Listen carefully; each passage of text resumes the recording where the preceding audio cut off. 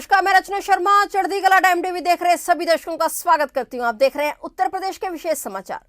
प्रधानमंत्री नरेंद्र मोदी ने आज देश तथा प्रदेश में वर्षों से लंबित पड़ी परियोजना को राष्ट्र को समर्पित करने के क्रम में उत्तर प्रदेश के किसानों को 40 वर्ष पुरानी सरयू नहर परियोजना की सौगात दी है। प्रदेश में 1971-72 में शुरू हुई परियोजना की शुरुआती लागत 78 करोड़ थी, लेकिन 2018 में इसको फिर से शुरू कर अंजाम तक लाया गया है और पीएम मोदी के निर्देशों पर मुख्यमंत्री योगी आदित्यनाथ ने 40 वर्ष पुरानी इस परियोजना को 4 वर्ष में पूरा कराया है। इसका लाभ 14,50,000 हेक्टेयर क्षेत्रफल की भूमि को मिलेगा।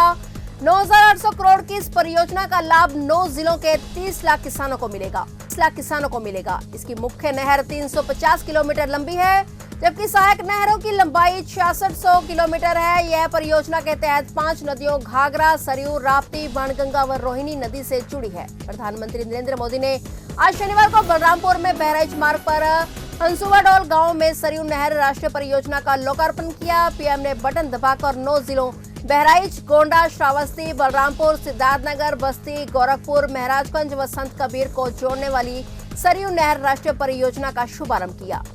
पूर्व प्रधानमंत्री भारत रत्न स्वर्गीय अटल बिहारी वाजपेयी की कर्मभूमि बलरामपुर की मिट्टी को नमन कर प्रधानमंत्री नरेंद्र मोदी ने पूर्वी उत्तर प्रदेश को सिंचाई के लिए नायाब तोहफा दिया है। से पहले की सरकार, चाहे वह कांग्रेस की रही हो, बहुजन समाज पार्टी की रही हो या समाजवादी पार्टी की रही हो, उनके अंदर तो रुचि थी ही नहीं। लेकिन जब प्रधानमंत्री कृषि सिंचाई की योजना आ गई, तब भी लोगों ने रुचि नहीं ली। और परिणाम क्या था? 1978 से प्रारंभ हुई योजना 2017 तक आते आते लगभग 40 साल बीत गए और 40 वर्ष में भी परियोजना आधी भी पूरी नहीं हो पाई थी। लेकिन जब प्रधानमंत्री जी ने स्वयं इन योजनाओं का रिव्यू करना प्रारंभ कर दिया, समीक्षा प्रारंभ कर दी, देश के अंदर 100 ऐसी परियोजनाओं को लिया और उत्तर प्रदेश से कहा गया कि किसानों की आमदनी को 2022 तक दुगना करना है। दुगना करने के लिए आवश्यक है कि सिंचाई की इन परियोजनाओं को समयबद्ध ढंग से आगे बढ़ाना है। भाइयों बहनों, आज आदरणीय प्रधानमंत्री जी के अनुकंपा से उत्तर प्रदेश की जिन 18 परियोजनाओं को इसके लिए चयन किया गया था, उनमें से 17 परियोजनाएं पूरी हो गई हैं और 17 परियोजनाओं को पूरा होने के साथ उत्तर प्रदेश में 22 लाख हेक्टेयर भूमि को सिंचाई की सुविधा प्राप्त हो रही है। ये तब संभव हो पाया जब प्रधानमंत्री मोदी जी ने प्रधानमंत्री कृषि सिंचाई की योजना लागू करके पैसे की कमी कहीं नहीं आने दी और किसानों की आमदनी को दुगना करने के लक्ष्य को लेकर के आगे बढ़े। आज उसका परिणाम हम सबके सामने है। बहराइच के विधानसभा प्रयागपुर में भारतीय जनता पार्टी से संभावित प्रत्याशी माधुरी सिंह ने शक्ति प्रदर्शन किया। उन्होंने अपने प्रयागपुर पर स्थित गांव ताल बघेल से हजारों की संख्या में महिलाओं व युवाओं के साथ एक पद यात्रा निकाली। यह पद यात्रा उनके निजी आवास ताल बघेल गांव से निकलकर सीधा प्रयागपुर स्थित बाबा राम प्रकाश मंदिर जा पहुंची, जहां पर उन्होंने पहुंचकर पूजा अर्चना की। उसके बाद उन्होंने हवन किया, एक सभा को संबोधित भी किया। उन्होंने कहा कि मान्यता है कि इस मंदिर में जो भी मन्नत मांगी जाती है वह पूरी होती है और इसके लिए वो आज यहाँ पहुंचकर उत्तर प्रदेश में पुनः भारतीय जनता पार्टी की सरकार बनाने की मन्नत मांगने आई है। उन्होंने कहा कि योगी मोदी के नेतृत्व में वह विधानसभा प्रयागपुर में जनता चुनाव लड़कर यहाँ की जनता के विकास करने का कार्य करेंगी।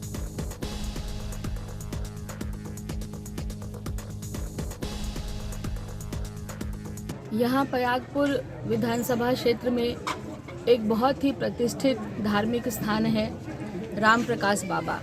कहा जाता है कि राम प्रकाश बाबा की जो कोई पूजा अर्चना करता है और कोई मन्नत उनसे मांगता है तो भगवान उसको ज़रूर पूरा करते हैं।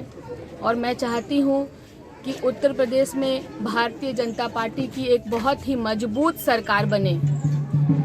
ऐसी मजबूत सरकार बनाने के लिए आज मैं सैकड़ों लोगों के साथ निकल रही हूँ अपने आवास से और पद यात्रा करके राम प्रकाश बाबा पर पहुंचना है और वहां पर सैकड़ों लोगों के साथ हवन पूजन करना है, ताकि उस पूजा के प्रकाश से जो शक्ति निकले, उसके बाद उत्तर प्रदेश में भारतीय जनता पार्टी की बहुत ही मजबूत सरकार बन सके। इसी मंशा के साथ ये यात्रा निकल रही है। क्षेत्र में बहुत बड़ी संख्या में नई नई सड़कों का जाल बिछाया जा रहा है, फिर भी कोई अव्यवस्था, कई क्षेत्रों में छोटी मोटी व्यवस्थाएं जो गड़बड़ हैं, उस पर भी ध्यान देने की आवश्यकता है। मुझे लगता है कि यहाँ लोगों की एक प्रमुख समस्या में ये है कि पशु जो है, छुट्टा पशु अनाज चर जा रहे हैं, जिसकी वजह से काफ़ी परेशानी है। गौशालाएं बहुत सी बनी हैं, लेकिन मुझे लगता है कि गौशालाओं की संख्या को और अधिक बढ़ाया जाना चाहिए। जिसके से सड़कों का निर्माण हो रहा है वो अच्छी बात है, बहुत कुछ हुआ है, लेकिन अभी बहुत कुछ और इस विधानसभा में होना बाकी है। DG NCC lieutenant general Gurveer Pal Singh ने इटावा का दौरा किया। इस दौरान उन्होंने एनसीसी कैंडिडेट से ट्रेनिंग की जानकारी ली। राजकीय औद्योगिक प्रशिक्षण संस्थान इटावा में एनसीसी कैंपस में DG NCC lieutenant general Gurveer Pal Singh ने अपने दौरे के दौरान जहां 4 उपवाहिनी के सभी एनसीसी कैंडिडेटों के बारे में जानकारी ली, वहीं उन्होंने एनसीसी के फायदे भी बताए। डीजी एनसीसी के ने वाहिनी के लिए नई इमारत के लिए स्थान का निरीक्षण किया और उन्होंने आईटीआई कैंपस और कैंडिडेटों की सराहना की। आईटीआई सीटीओ प्रशांत कमल ने डीजी एनसीसी से एक यूनिट बढ़ाने की भी मांग की। जी सर, आज आप इटावा आए, कैसा महसूस किया?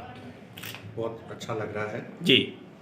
हाल ही में जैसे जैसे कॉलेज और स्कूल खुल रहे हैं, तो हम एनसीसी ने भी अपनी ट्रेनिंग एक्टिविटी शुरू कर दी है। जी।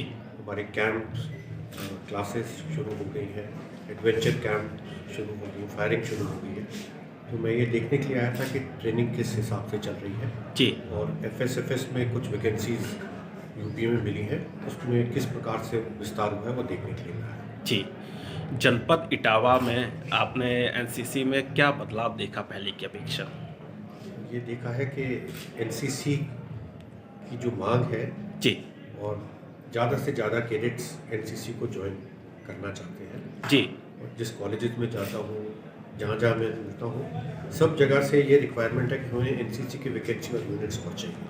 जी। और सरकार ने अभी एक उच्च स्तरीय कमेटी बनाई है एनसीसी का विस्तार या किस प्रकार से एनसीसी चल रही है, उसके लिए कमेटी की जब रिपोर्ट आएगी और सरकार का जो निर्णय होगा उस प्रकार से। बच्चों का रुझान एनसीसी की तरफ बढ़ रहा है, इसको देखकर आपको कैसा लगता है? बहुत अच्छा लग रहा है और इनका प्रोत्साहन देख के हम और प्रोत्साहित होते हैं। जी। इटावा जनपद के आईटीआई एनसीसी प्रभारी प्रशांत कमल जी की एक पहल रहती है, यहाँ के बच्चों में जागरूकता रहती है एनसीसी के प्रति। हमारे भारत की रक्षा के लिए जो अब जागरूकता फैली, उसके बारे में आप क्या कहना चाहते हैं? आप इस प्रकार से दिल लगा के ट्रेनिंग करते रहिए और हम आपके साथ रहते हैं। जी।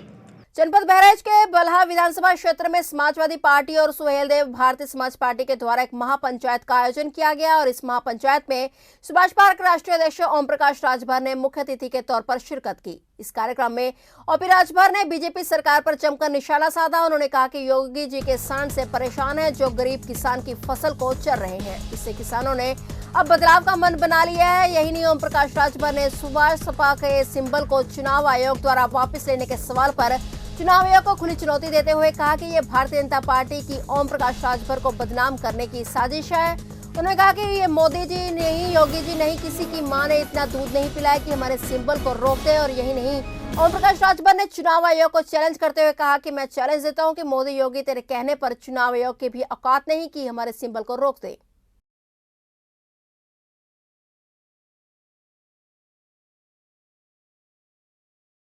ये भारतीय जनता पार्टी की साजिश है।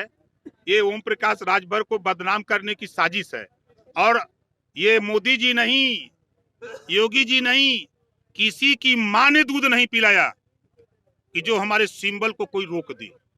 चैलेंज देता हूं, चुनौती देता हूं, मोदी योगी के तेरे कहने पर चुनाव आयोग की भी औकात नहीं है। हम सिस्टम में रहते हैं, सिस्टम में। लेकिन छड़ी अलाट हो गया है। हो गया है अलाट महाराज।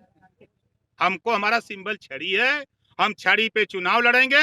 न तो योगी रोक पाई है, न तो मोदी, न अमित शाह, यही लोग के रोक दे। भारतीय जनता पार्टी की इस महंगाई से, भ्रष्टाचार से, गुंडा राज से पूरे प्रदेश की जनता त्राहिमाम त्राहिमाम कर रही है। इनके सांड से, योगी जी के सांड से किसान परेशान है। ठीक है, अभी मेरे घर के बगल में मौर्या जी थे, उनका 8 बिस्सा कला चढ़ गया। हमको फोन करके हमको डांट रहे हैं। तो हमने कहा कि पिछली बार वोट किसको दिया था, कहाँ भाजपा को। हम कहे इस बार कहाँ डंडा लेके दौड़ाएंगे, इस बार अगर आ गए। हमारा 8 बिस्सा अरकल चढ़ गए, हम बच्चों की फीस कैसे देंगे। उनके हमारे बगल में एक यादव जी और पटेल जी हैं, उनका 12 बिस्सा अलुए चढ़ गए था 60। तो अब जो इसका नुकसान हो रहा है वो न देख झेल। उत्तर प्रदेश किन्नर कल्याण बोर्ड की उपाध्यक्ष सोनम किन्नर बाराबंकी जिले के भ्रमण पर पहुंची। इस दौरान वह कौमी एकता की मिसाल देवा शरीफ दरगाह पर पहुंची और दर्शन किया। बैठक में डीएम और एसपी के ना पहुंचने पर उन्होंने कड़ी नाराजगी जताई। उन्होंने पत्रकार वार्ता के दौरान केंद्र और राज्य सरकार की तारीफ की और कहा कि बिना किसी भेदभाव के सभी वर्गों का विकास एक साथ हो रहा है। प्रदेश सरकार ने किन्नर कल्याण बोर्ड का गठन किया है, जिससे किन्नरों को भी मौलिक अधिकार मिल सके।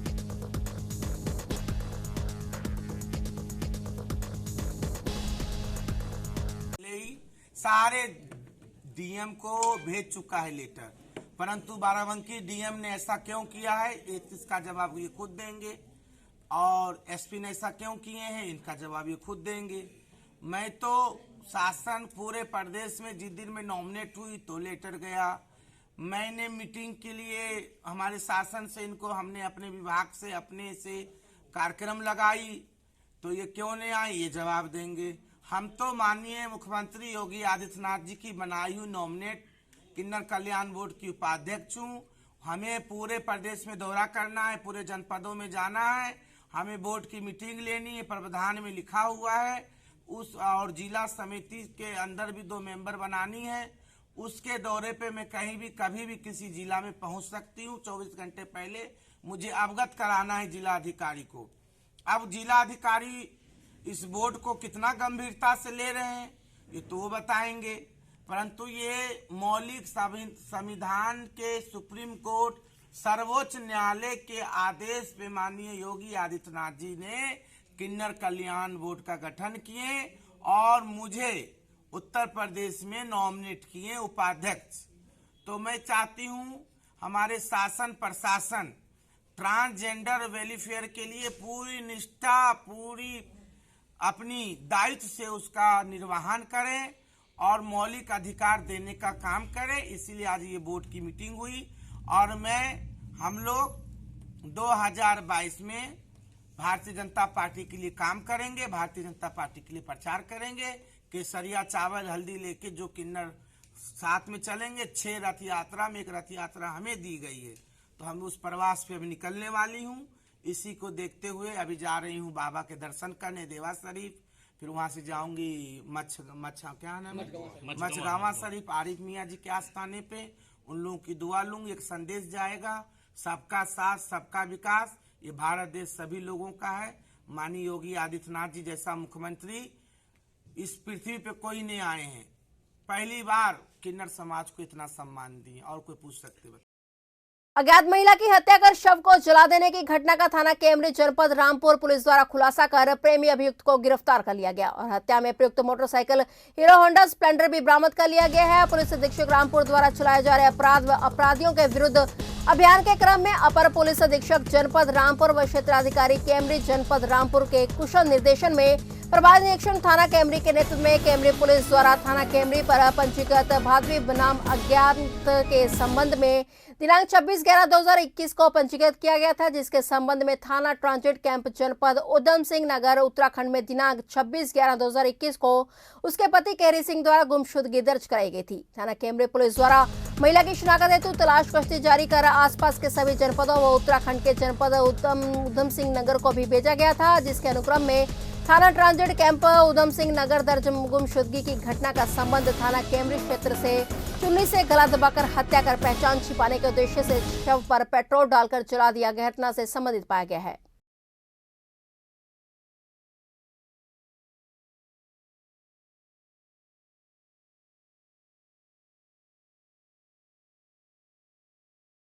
आज जो खुलासा किया गया है, क्या है पूरा मामला? ये थाना कैमरी पे दिनांक 26/11/2021 को 172/21 302/201 आईपीसी का मुकदमा कायम हुआ था। अज्ञात डेड बॉडी मिली थी, एक महिला की जली हुई। उस डेड बॉडी के बारे में जब जानकारी की गई और इसकी पहचान जो है बाद में इस लड़की की नीतू पत्नी केहरी सिंह उर्फ कमल गेला थाना नवाबगंज बरेली की रूप में इसकी पहचान हुई। ये वर्तमान में जो है वार्ड नंबर 8 विवेक नगर थाना ट्रांजिट कैंप जनपद ऊधम सिंह नगर उत्तराखंड में रह रही थी। इसकी जानकारी करने पर इसकी विवेचना जब की गई तो विवेचना के दौरान इसमें ट्रांजिट कैंप में गुमशुदगी की घटना का संबंध में इनके घर वालों ने वहाँ पर एक गुमशुदगी दर्ज कराई थी। इस घटना के संबंध में जब जानकारी की थी इसके शनाख्त के बाद में कैमरी पुलिस द्वारा इसमें एक अभियुक्त महेश राठौर पुत्र मदन लाल राठौर निवासी सिमरिया थाना कैमरी, वर्तमान में ये शमशान भूमि रोड थाना ट्रांजिट कैंप ऊधम सिंह नगर में रह रहा था। इसकी लगभग उम्र 22 साल की है। इसको गिरफ्तार कर लिया गया है। इसने जो है इसके पूर्व से इसके संबंध थे।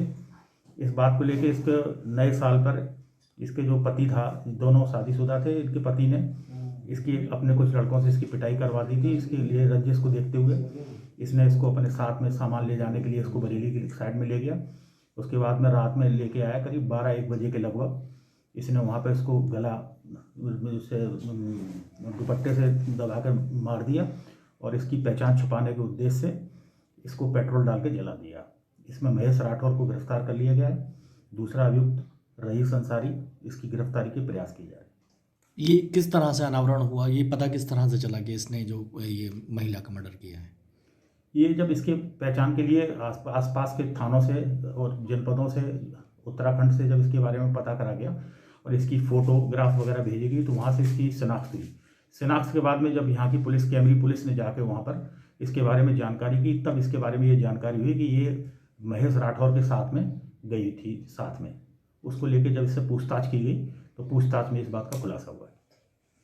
खबर गाजीपुर से है, जहां प्रदेश के उप मुख्यमंत्री केशव प्रसाद गाजीपुर के जोखनिया पहुंचे और सबसे पहले हथियाराम पॉइंट पहुंचे, जहां बुढ़िया माता का दर्शन पूजन किया और उसके बाद उप मुख्यमंत्री अलीपुर मद्रा पहुंचे और जहां पर विभिन्न योजनाओं का शिलान्यास और लोकार्पण किया। उप मुख्यमंत्री गाजीपुर हवाई जहाज के माध्यम से पहुंचे और उसके बाद सड़क मार्ग से कार्यक्रम स्थल पहुंचे। सड़क मार्ग से जाने की वजह से उप मुख्यमंत्री का सामना जनपद की गड्ढा युक्त सड़कों से हुआ और उन्होंने खराब सड़कों के लिए जिम्मेदार अधिकारियों पर कार्रवाई की घोषणा भी मन से की। उन्होंने कहा कि जिन्होंने सड़क बनाई है या फिर बनवाई है, दोनों पर ही कार्रवाई होगी। 2019 में मनोज सिन्हा की हार पर बोलते हुए उन्होंने ये भी कहा कि विकास करने वालों को हरा दिया गया और गाजीपुर को बर्बाद करने वालों को जिता दिया गया, लेकिन 2022 में कमल खिलेगा और ये गुंडे माफिया नहीं दिखेंगे। अपराधी या तो जेल में रहेगा या उत्तर प्रदेश से बाहर रहेगा। 2022 में 2017 से भी बड़ी जीत भाजपा को मिलने जा रही है। उप मुख्यमंत्री ने कहा कि आप कमल खिलाइए, मैं इस क्षेत्र को कमल की तरह खिला दूंगा। से भारतीय जनता पार्टी प्रचंड बहुमत के साथ उत्तर प्रदेश में सरकार बनाने जा रही है। गुंडागर्दी और अपराध करने वालों की विदाई हो चुकी है, भ्रष्टाचार करने वालों की विदाई हो चुकी है, गरीबों को धोखा देने वालों की विदाई हो चुकी है। और मैं यह मानता हूं कि 2022 सपा बसपा कांग्रेस और इनके तथाकथित जो छुटभइये दल हैं उनके विदाई का वर्ष जनता साबित कर देगी। सर, ओम प्रकाश राजभर बोल रहे हैं कि आपका पार्टी में जो सम्मान होना चाहिए वो नहीं हो, अपने तरफ बुलाने के। वो अपने सम्मान की चिंता करें, मेरे सम्मान की चिंता करें। सर एक सवाल आखिर सर सड़क को लेके एक सवाल, जो कर्नल शहीद एमएन राय हैं उनके घर के सामने सड़क पानी जमा है और आपको मैं ये विश्वास दिला रहा हूँ कि कोई भी सड़क होगी इसी विधानसभा की, जहाँ की आप बता रहे हैं कर्नल साहब, सदर विधानसभा, जो भी सड़कें होंगी जो हमारे ऐसे माननीय जो देश की सेवा करने वाले हैं उनके घर की है या कोई किसान के घर की, किसी गरीब और मजदूर के घर तक जाने वाली, गांव तक जाने वाली सड़क है, हमारी प्राथमिकताओं में है। और आप सब इस बात के साक्षी हो, 2017 के पहले के गाजीपुर को और 2017 के बाद के गाजीपुर को ईमानदारी से जनता को दिखाइए। मैं दावे से कह सकता हूँ कि जितना काम हमारी सरकार ने 5 साल से कम समय में किया है, 15 साल में सपा बसपा ने उसका आधा चौथाई भी नहीं किया। डिप्टी सीएम साहब, सियासत लाल टोपी और काली टोपी के बीच आके टिक गई है? नहीं, कहीं नहीं टिकी है, सब कमल के फूल पर आके टिकी हुई है। और लाल टोपी वालों को खदेड़ देने का काम करने की जनता ने ठान लिया है। क्योंकि 2014 में हारे, 17 में हारे ये लोग, 19 में हारे, लेकिन अभी भी इनको लगता है गुंडे अपराधियों के बल पर जीत जाएंगे। तो गुंडे अपराधियों का युग समाप्त हो गया है। अब विकास का युग आ गया है, सुशासन का युग आ गया है, कमल के फूल का युग आ गया है। भाजपा का युग आ गया है, गरीब और किसान मजदूर का युग आ गया है। अब इसे इनके बस की बात नहीं बदलना। धन्यवाद। फिलहाल उत्तर प्रदेश के विशेष समाचारों में इतना ही। तब तक के लिए देखते रहिए चढ़ती कला टाइम टीवी और मुझे दीजिए इजाजत। धन्यवाद।